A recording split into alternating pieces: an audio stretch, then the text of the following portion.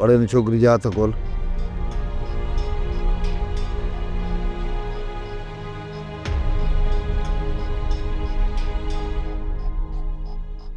छोकरी एक गाल कन खोले कुत। मां उन्हनि मर्दनि मां न आहियां जेको पंहिंजे नंगनि याड़ियुनि ते पीही ज़ुल्म ऐं जबर कया, पर तुंहिंजा इहे अरकान मूंखे मजबूर था कर जो तोसां हे हशर करणो थो पवे। सम्झी वञ त बहितर थई, न त ॾाढी ॾुखी थींदी आहे। पंहिंजे तरफ़ां आख़िरी मौक़ो थो ॾियां, जेकॾहिं हाणे हिन घर मां ॿीहर भॼण जी कोशिश कई त पक ॼाण तोखे का बि माफ़ी न मिलंदी। अड़े अड़े हितो निकिरी काॾे वेंदी? घाटो न भने छॾींदोमांइ, असांखां किथे लिकंदी। इन करे पंहिंजो ख़ैरु घुरी थी त इज़त सां हिते रह, न इज़त न आज पो हरू भरूं ॿधी पई हूंदी। पुट उम्मीद आहे त सम्झी वई हूंदी, ॿीहर अहिड़ी हरकत कोन कंदी। अमां जेकॾहिं ग़लती कंदी न त पंहिंजे लाइ मसइलो पैदा कंदी। बाक़ी इहो न सोच त तूं हिन घर जो माहौल ख़राब कंदी ऐं मां तोखे तलाक ॾींदुसि। हाणे हिन घर मां तुंहिंजो जनाज़ो ई निकिरंदो।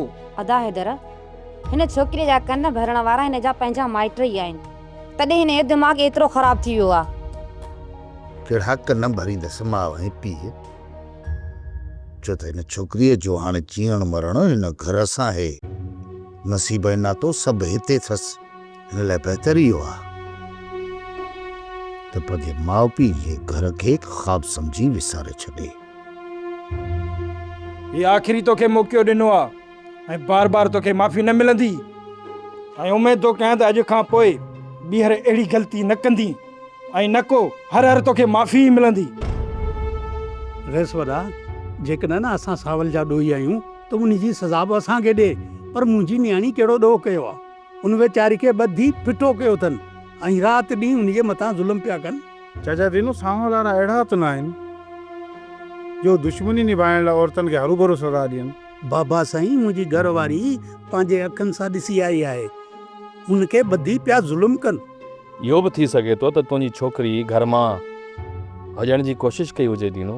बाबा साईं, मञां थो त मुंहिंजी छोकिरी इहा ग़लती कई आहे, उनखे सम्झाए न या उन सां जानवरनि वारो सलूक कंदा। छोकिरी न भॼी असांजे घर अचे हा त उनखे सम्झाए वापसि कयूं हा।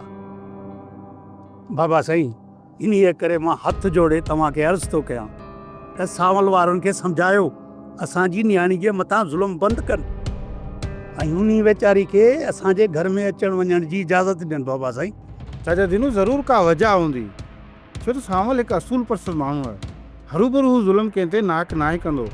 ठीकु आहे दीनू, तव्हां भली वञो, मां सावल खे घुराए उनखे सम्झाए छॾियां थो त हू छोकिरी ते का बि पाबंदी न रखंदो। हा, बाक़ी तव्हां बि पंहिंजी छोकिरी खे थोरो सम्झाए त घर खे घर सम्झे।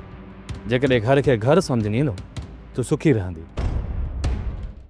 सोप सीरियल पंजाबेरी तमाम एपिसोड्स ॾिसण लाइ विज़िट करियो असांजो official YouTube channel Sindh TV HD drama.